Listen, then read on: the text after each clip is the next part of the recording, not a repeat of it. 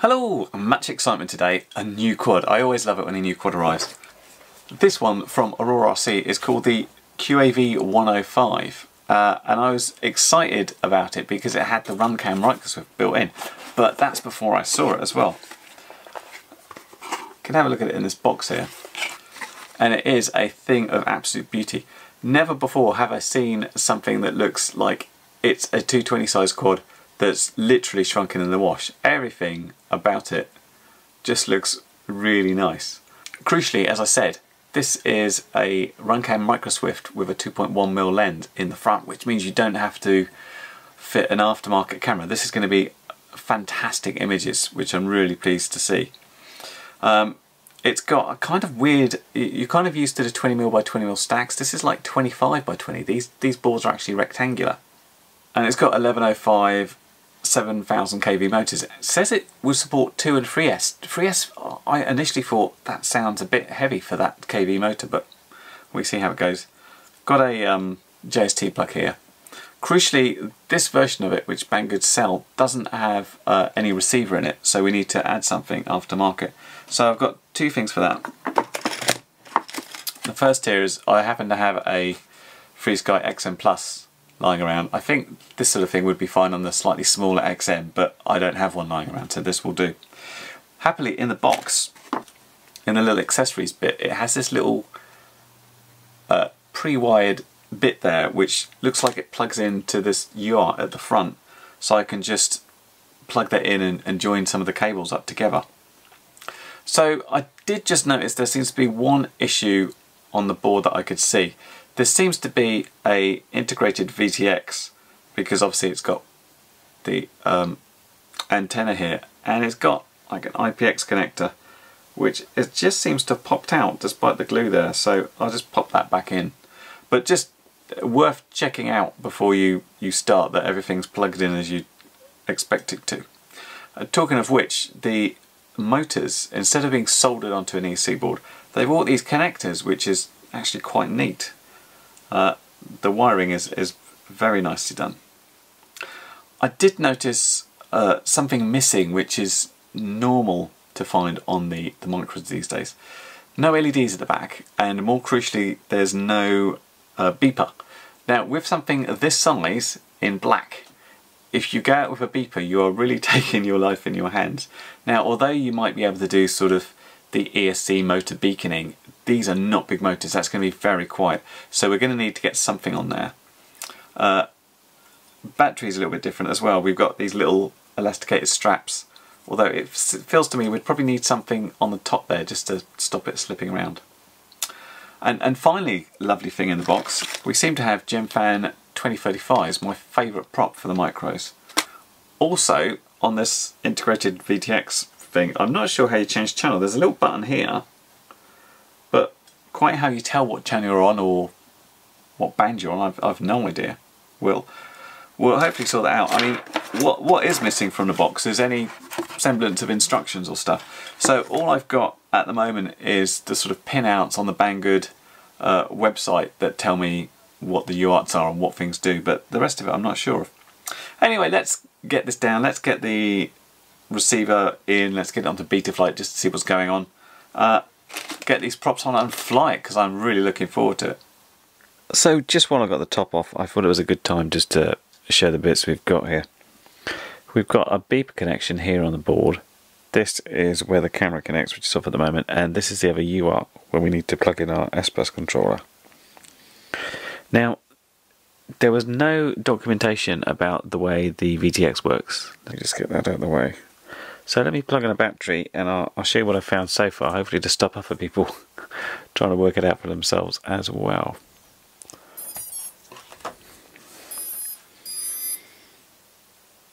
If we plug in, what we notice is we've got two lights down the bottom here. We've got the blue light, which is flashing once. That is the channel number. The red light, which is flashing 4 times, is the band. And this corresponds to this chart here, which doesn't really make any sense because I normally fly in the what you call the F band, and F is listed here as 6, which is actually race band. So what we'd normally call F band here is number 4, which is listed as D, which is all a little bit backwards. And it took me quite a while to finally work that bit out, and mainly that's because when you press the button, nothing happens. I expected to press this and stuff change, but what you actually have to do is press it in, and then you see we've got 4 flashes there, and if we press that multiple times, it changes the number of flashes. That's now 1, 2, 3, 4. Now these changes don't actually happen until you go all the way through it, so you have to hold it in again, and then it goes onto the channel. You can then change the channel number, press it for a final time, hold it in, and now it's, when it flashes both lights, it means it's actually active and showing you the band and the channel. And on this case it's, well, I would call it F4 or F1 or Fat Shark 1, which is 5740. But yeah, you need it reasonably accessible and to be able to see it. And there we are, all done. It's a bit of a shame that the beeper wasn't integrated on the board, although on these stack systems it's often done on the receiver board, so I've had to put this quite large beeper in, but at least I'll hopefully be able to hear it. The FreeSky XM Plus was really easy to connect. It just connected it to that little connector, plug that in, and it's just on there with a bit of tape with the 2 antennas coming out roughly at a 90-degree angle. Decided to take them upwards rather than downwards, because when I looked at the sort of battery I'd have, like this little 450 2-cell that I used on the Aurora 100, when I put it on the top, ignoring those things, it just looked like it was a little bit big. This is only a mil, this top plate, and it's a little bit thinner, whereas this bottom stuff's 2 mil, and obviously at the bottom where the arms come out, it feels more substantial. So what I've done now, I've put a strip of Velcro and the little Velcro strap, so I'm going to underslung the batteries, and I feel I've given myself more space there. There was really nothing to do in Betaflight. I just configured the OSD as I wanted it, up to my Super 8s. It was already set to D-Shot 600, so that was good.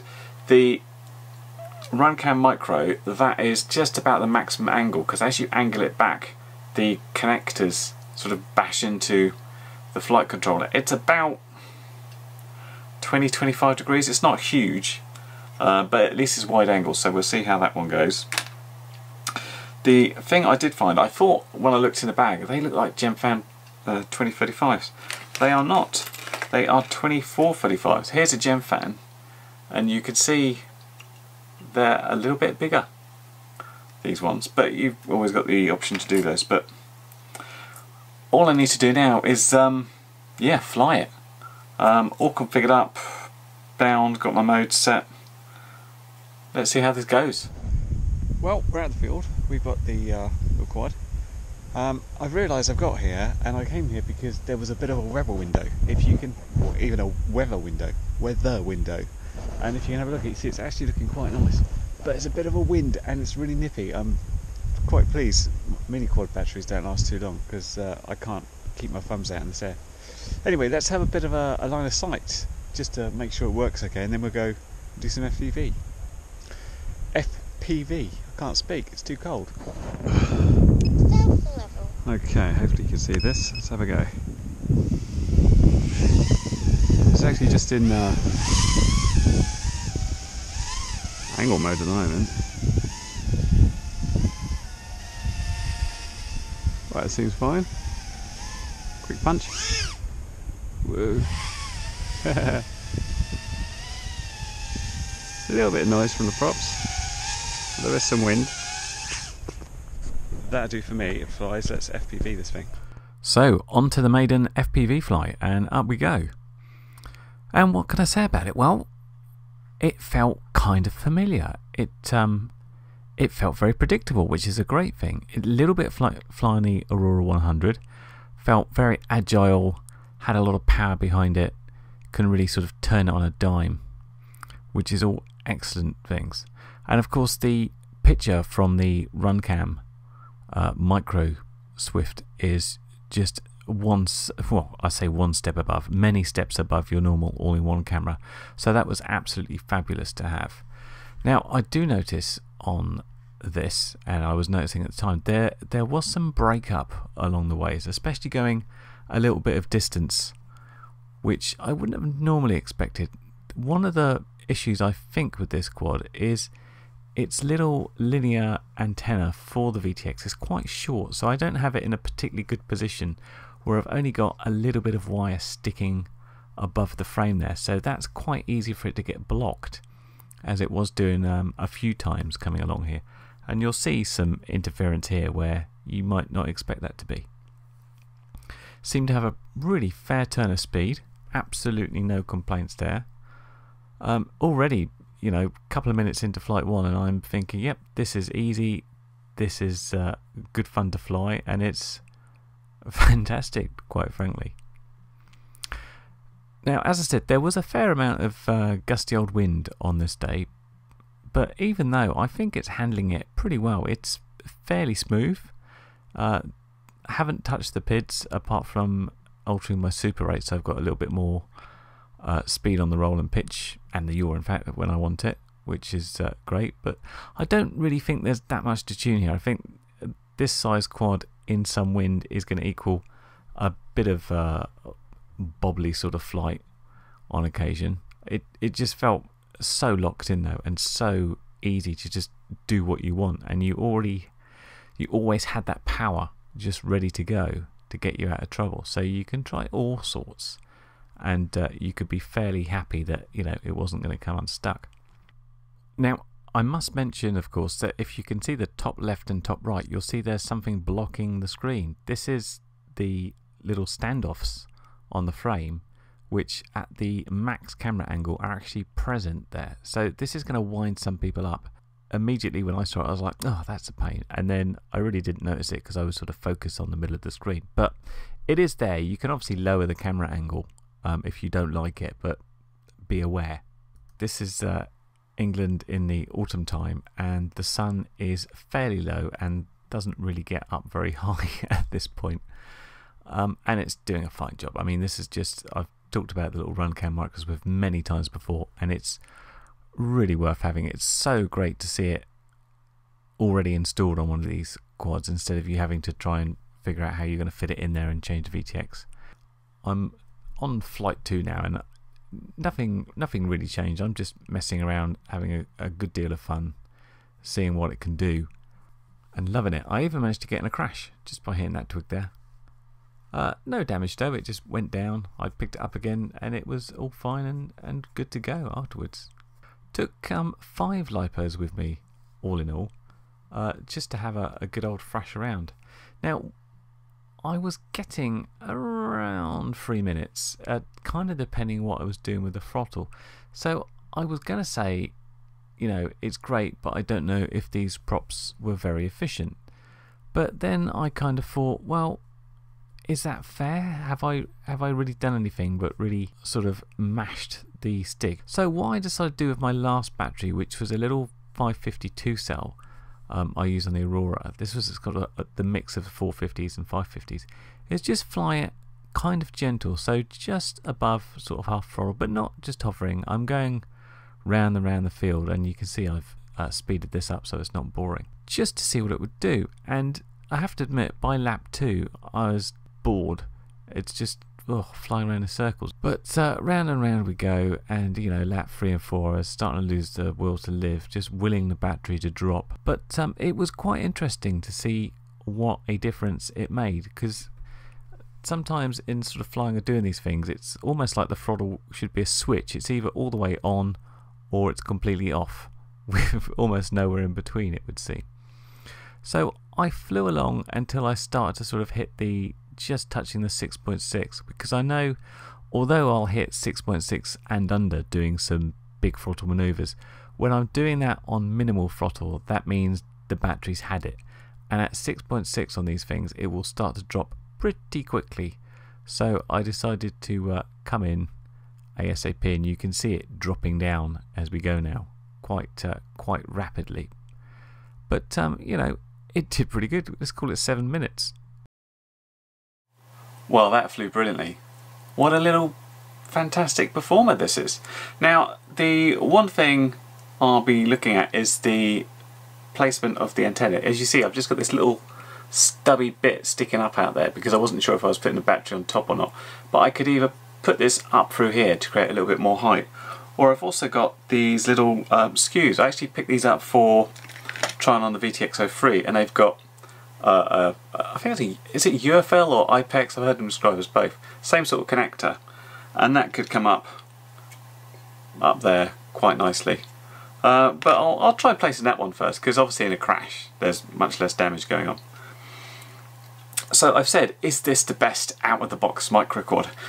And I think it is so far. Although out of the box, I mean, I had to install the beeper and the receiver, but it is the plug and fly model. Perhaps they're going to have a bind and fly model which will have an inbuilt receiver and beeper board all in one, and that will make it literally out of the box flying. And I think it wins because it does fly very well, and there's a lot of power in these props. I mean, yeah, it will suck the battery if you give it full beans all the time, but you do notice the difference. You can go up fairly quickly, and it runs along at a fair old rate. But yeah, it's not just the fact that it flies pretty nicely, it's the fact this camera's here. That makes such a huge difference, especially in the conditions we have now. I mean, I was out there on a nice sort of, I'd say the sun was in the sky, very low.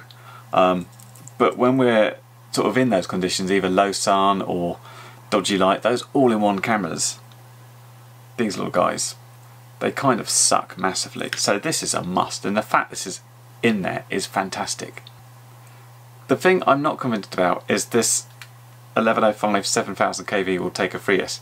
Certainly the ESCs and the flight controller, that's all okay plugging in, but I've got another quad that's on 1105 7000 kV, and it's literally got stickers all over it saying only run on 2-cell, else the motors explode. So feel free to please tell me the difference, as technically I don't know much about motors and what they do, but it seems too fast. 2S though, it goes pretty good, pretty fair old speed, fair amount of power, so I'm fairly happy there anyway. So any downsides? I mean, some people aren't going to like these little blue posts being in the picture, and you can put the camera down a bit, but then you won't be able to go as fast. It didn't put me off too much. I mean, it could be slightly improved. The only other downside is the price. Comparing it to something like the Aurora 100, it's a fair bit more expensive at the moment, although that price may come down. And I guess it's because it's like, here's a named brand proper cool camera inside instead of some horrible all-in-one thing. But you know, as far as a ready-to-fly quad goes that's already configured really nicely, I think this is the winner at the moment. This puts the Aurora 100 to second place in the best little micro quads I've flown from the box. So there. Anyway, of course, this came from Banggood, and thanks to them for sending it to me, and I'll have links below, of course, where you can get it. Meantime, I'm going to do a lot more flying on this because it's awesome fun, and so expect some more footage. I'll see you next time. Bye for now.